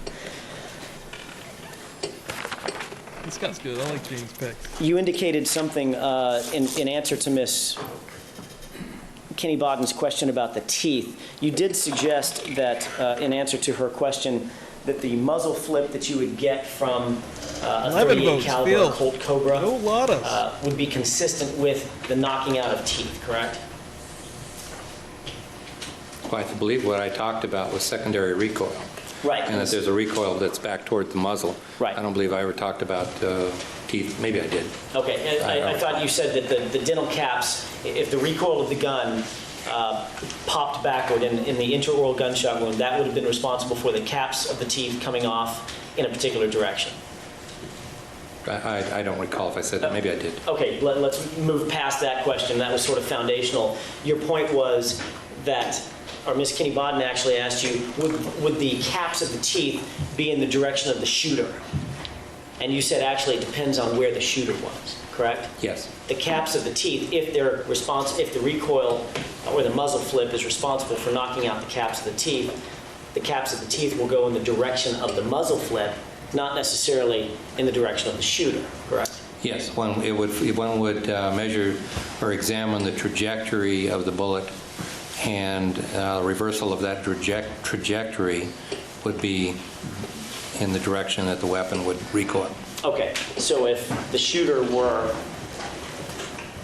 to my left of center, for instance, and the arm were exposed this way, you wouldn't necessarily expect the teeth to come back toward me. You'd expect the teeth to come out where the muzzle flip is, correct? In that trajectory. Again, the materials that are going to exit from the mouth are going to probably go more in a cone-shaped pattern. It's certainly possible that they could miss an individual if the weapon is held from the side. That's a possibility. Okay. I mean, don't forget, is when the first thing he did, the first person that seen Phil after this happened was his driver, and he walks outside and he says, "I think I shot somebody." Your Honor, may I have just a second? Yes. What do we already know about Phil Spector? He likes to play with guns. Thank you, Your Honor. I have no further questions. Thank you, Mr. Pex. I appreciate ways. your time. Thank you, redirect. Human beings. We're going to get some cross from Linda here tonight. Would it be more comfortable for you to remain seated? It's okay. Okay, Probably actually better if I all right. walk over here. Judge Dahart, always worry and check it, making sure everyone's ready. Best in the business. You have me back again, Mr. Pex. Yes, how are you? I'd like to start with some of the last items that you talked about with Mr. Jackson. You said you may not get backspatter. When you looked at the pictures here, did you see backspatter? Pictures of what? Of, that we were talking about, that we reviewed on Lana Clarkson's slip and all.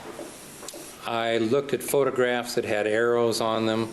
I have not looked at them to personally identify them as backspatter. For the purpose of my questions, assume for the moment they're backspatter. Okay. That they All came right. from her, they've been tested in their blood, and they belong to her, so we get past the scientific problems. Okay, we'll make that assumption. That you're having. Okay.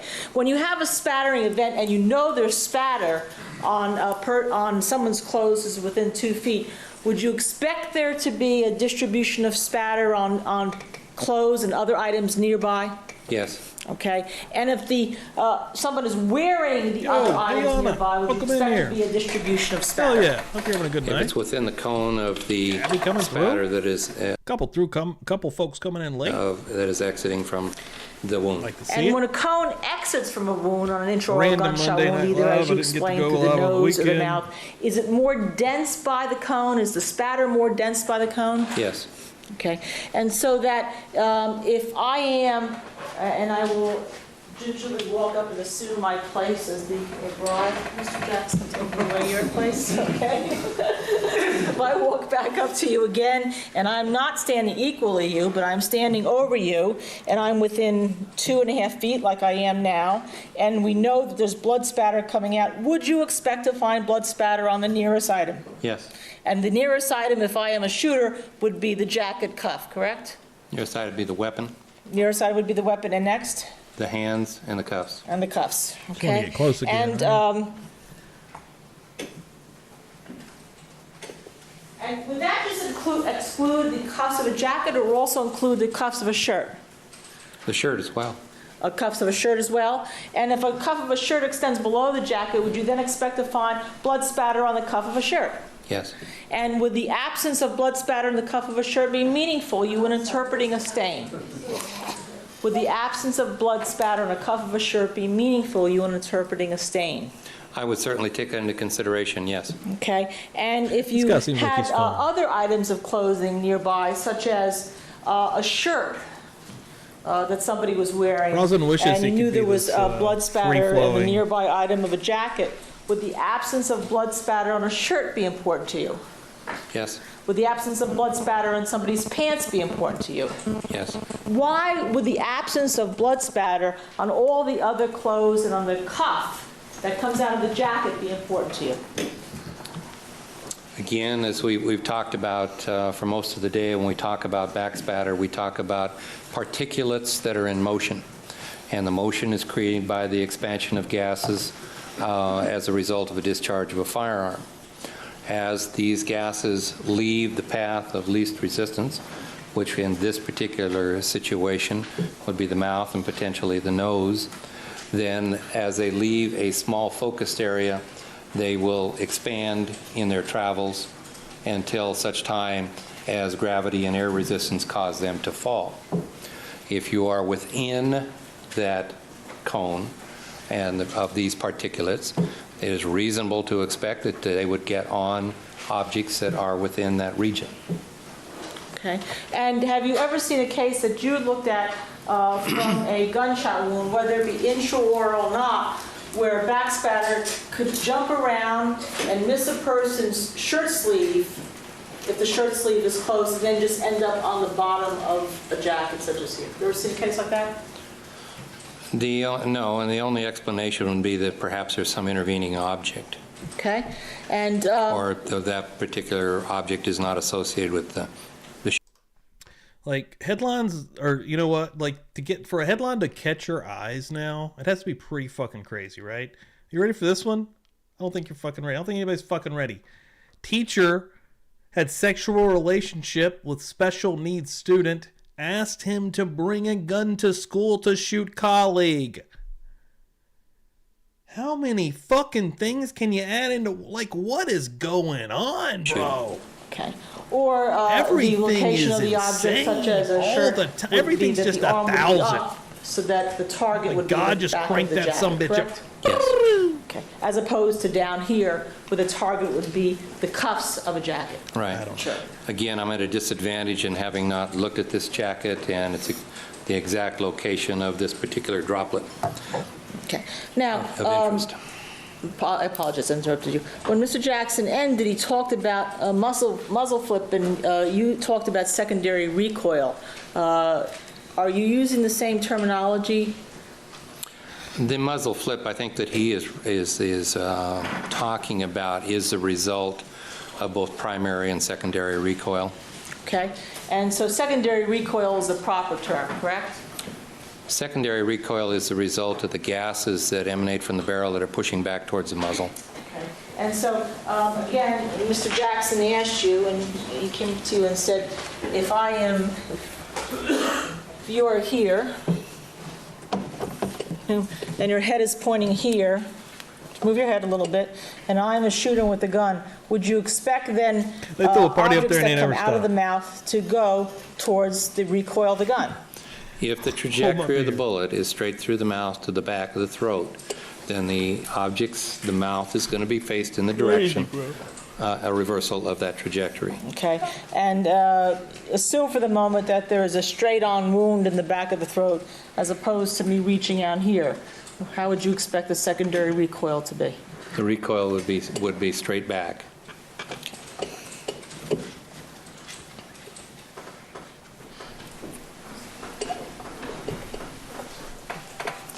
Now, one of the things that you also discussed was the size of backspatter when it goes.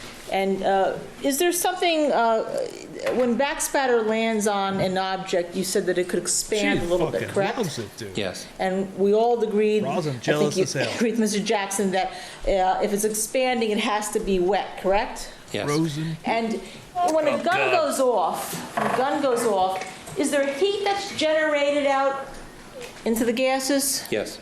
And does that I heat wish a woman also would touch me. start carrying gases forward Yes. and then backward? Fuckface Yes. defense attorney. And so the bullet producing event or the gunshot wound produces a heat producing event, correct? Yes. And does that heat keep that blood, when you do experiments, moist? I'm not certain, first of all, how heat plays a role in the drying times of droplets of that size. Okay. In a gunshot, you're talking about an explosion. You're talking about sufficient heat to melt the lead on the end of a bullet. And now you have these expanding gases that are hotter than the surrounding environment as they travel back towards the direction from which the bullet came. They are still moist up to a point. And I'm not sure that, I don't know any physics principles to apply because we don't know what those temperatures are. That's where I'm going with you. So you don't know in terms of an intraoral wound what the temperatures are and how long that blood stays moist and to how far it goes, right? That's right. All you know is that when you add momentum to a situation of a blood spattering event, the blood can go further, correct? Right. And if the blood is softer or wetter, it Forget we still can got a then will to expand close out when the it hits, show. correct? Yes. And because if the blood is softer and wetter because of the heat, it doesn't have to be drying out 2 feet away, does it? No. It could dry 3, 4, 5, 6, 7, 8. You just don't know, correct? I published a paper on blood drying It's a good one times. now. I like this It's guy. one of them that I published, and I've done quite a few studies on this. Again, time is a factor on blood drying time. Diameter of the droplet versus time. Velocity here is an issue that's an unknown. So we don't know how far a droplet could travel per unit time in a given shooting environment. So would it be wrong to assume then that something that goes out, can only go out 2 feet, would dry within that 2 feet? I don't know how to assess. We know that we have liquid stains at 2 feet within the experimental design of the paper that I wrote. And these formed circles on cloth. What is the maximum distance before it dries would again come back to the circumstance of time versus velocity. So any indication or any suggestion that blood on a intercepting item has to be close to the spattering event because it's still wet would be incorrect? Close is the issue. How close, I don't know. And so the definition of close could be 6 inches?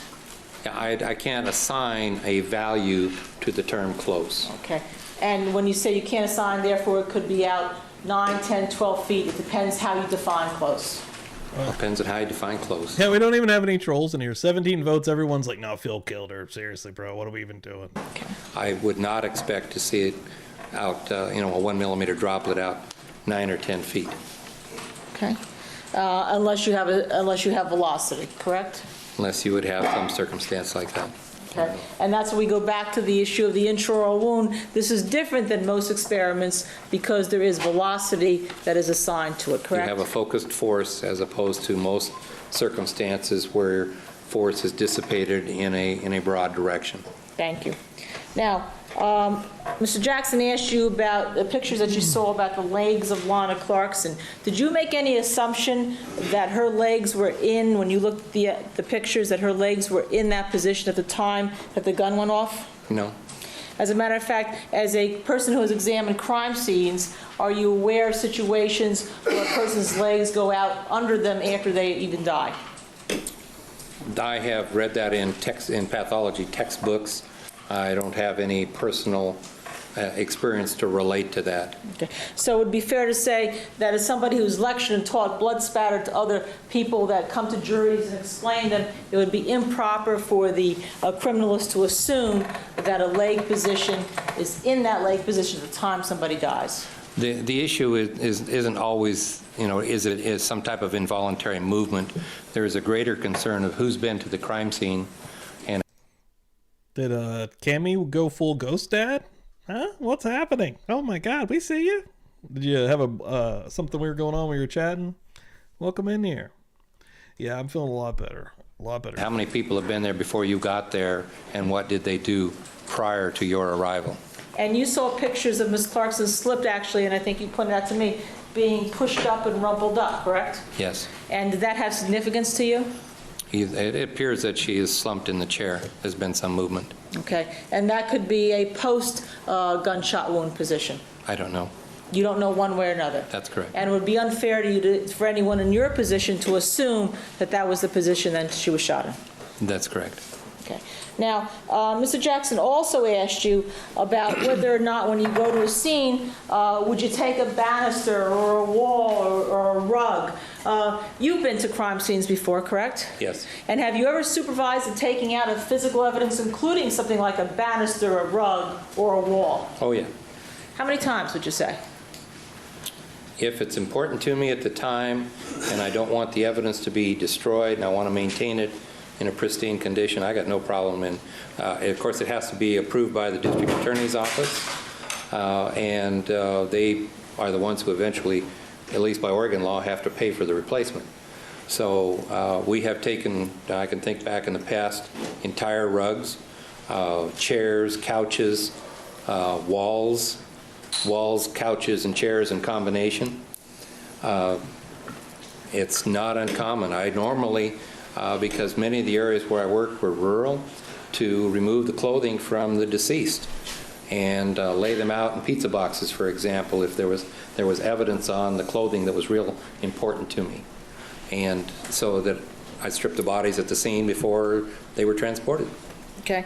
And therefore, have you then taken, you said rugs, would a 10 by 10 rug be something that is inappropriate to take if you wanted to really look to see if evidence was there properly? No. Now, you also discussed in cross-examination your specific model, your experimental design model that you did for this specific article that you published with Mr. Turned into the wheel cam. Yes. Okay. And what is an experimental design model? When you conduct an experiment, you generally have a problem that you're attempting to solve. You set up a design because your results cannot exceed your design. You identify for whoever's going to be reading your paper later exactly what it is that you did.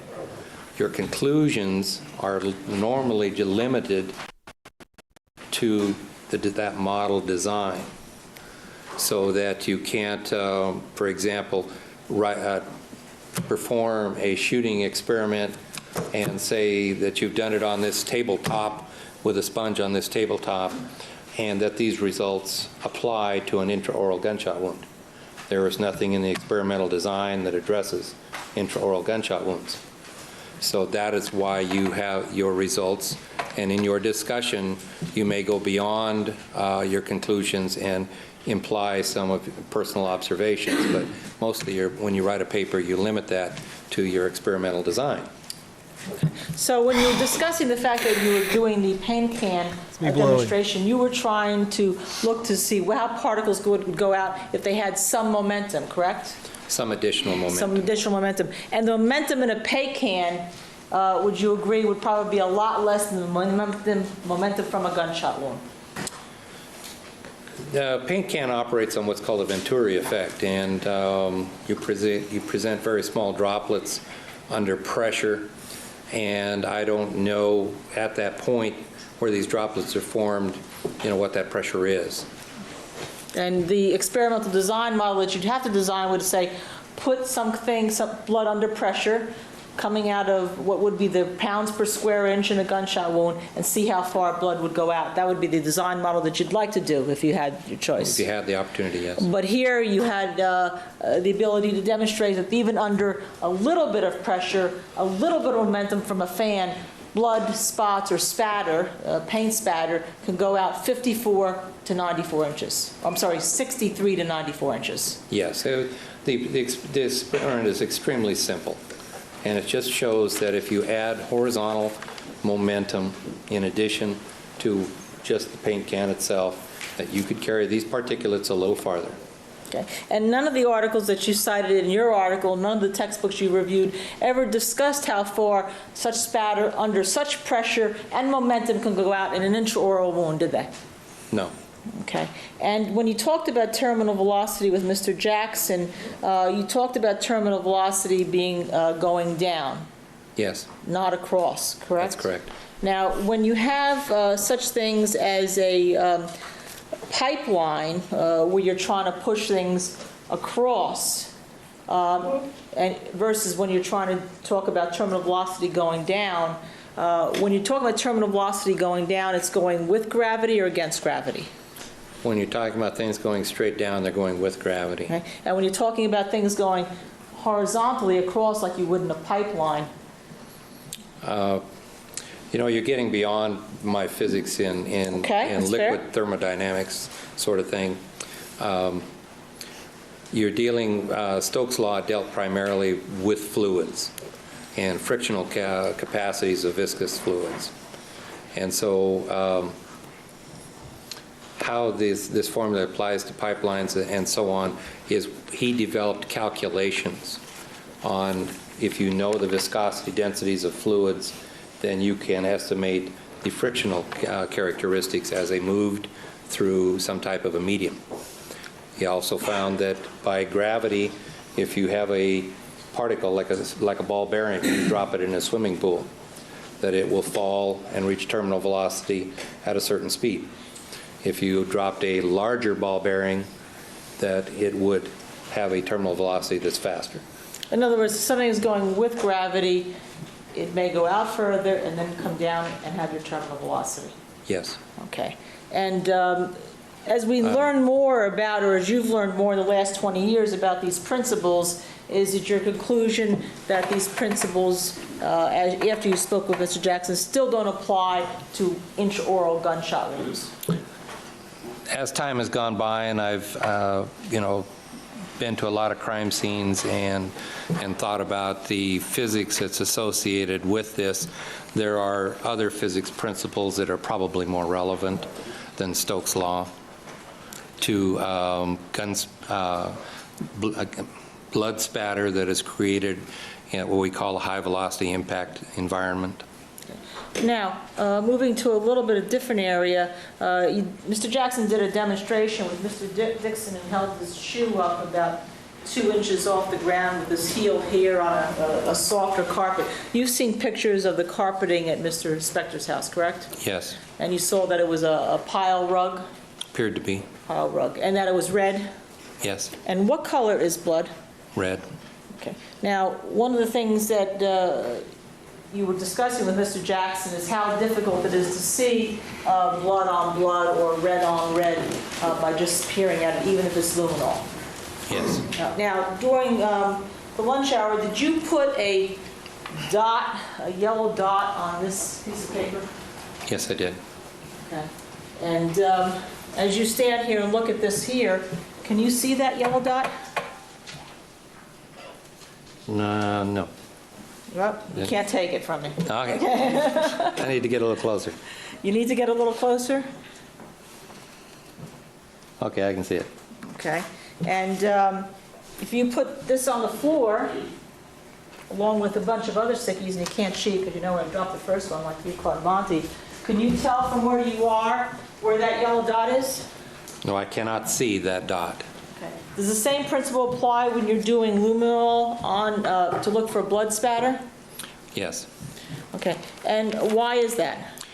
Again, you're talking about a chemical reaction, and the amount of substrate that you have to react with the luminol reagent is important. What do you mean by the amount of substrate?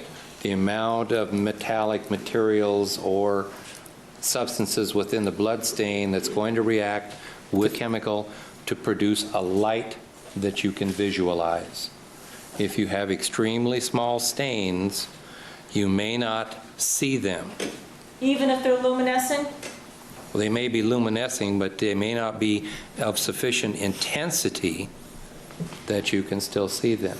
And in order to scientifically to be able to check someone's work to see if there is an absence of spatter or presence of spatter, you would want to then have that rug or that substrate and that material and look at it, correct?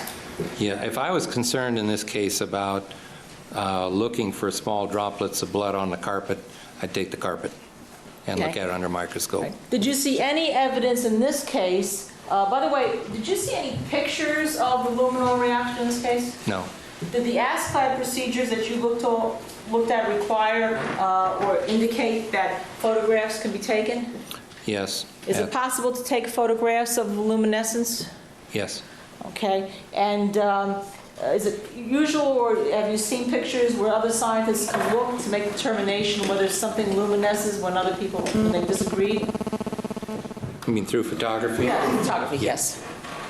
Yes. Okay. Before you go on, you have a little ways to go here? Yes, I do. All right, we're going to take our afternoon recess. Keep in mind the admonition. We'll resume in 15 minutes. Thank you. We'll get you finished today, I'm sure. Is blood wet And when the they're earlier? nose Which it's not. holding the gun of a decedent? No.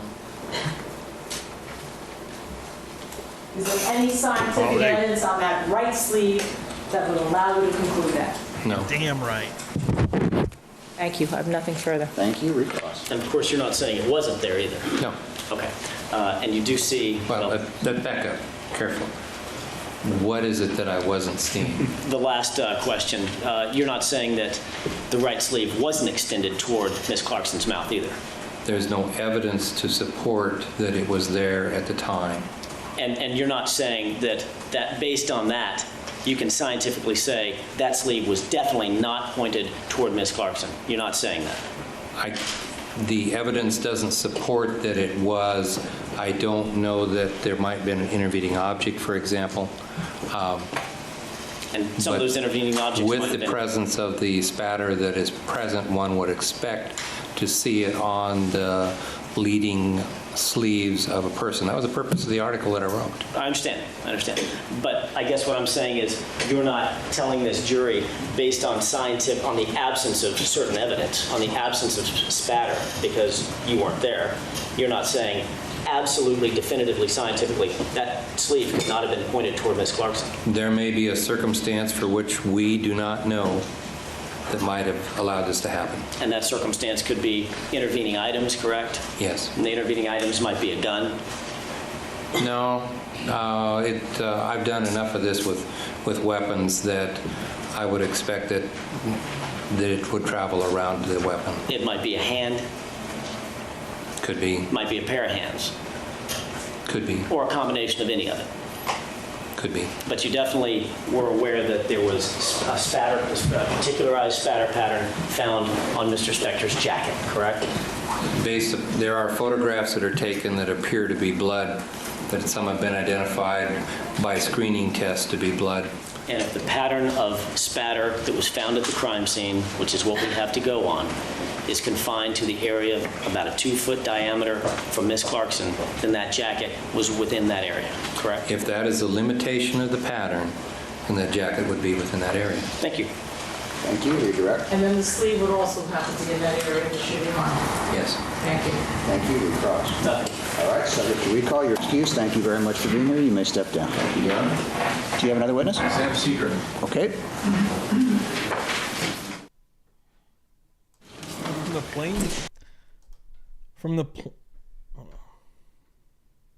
From the plane thing earlier, there was 1 dead, 1 trapped, and 3 hospitalized in that. Jesus Christ. In Scottsdale, Arizona. Good mother of Moogly. Jesus fucking hell. What is real?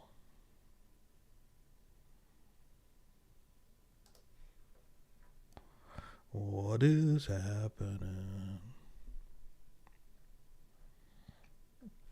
10 minutes to start off here with a forensic dentist next. Dr. Joseph Anselmo.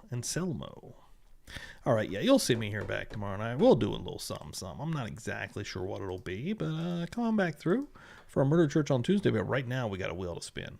Do I have a Jip Cam in here? I don't even know if I do. Oh, I do. Let me see what I can do here. Boom. Get ready, ladies and gentlemen. Good luck, everyone. Ooh, he's spinning a wheel. Ooh, who's that? Ooh. Who's the blue?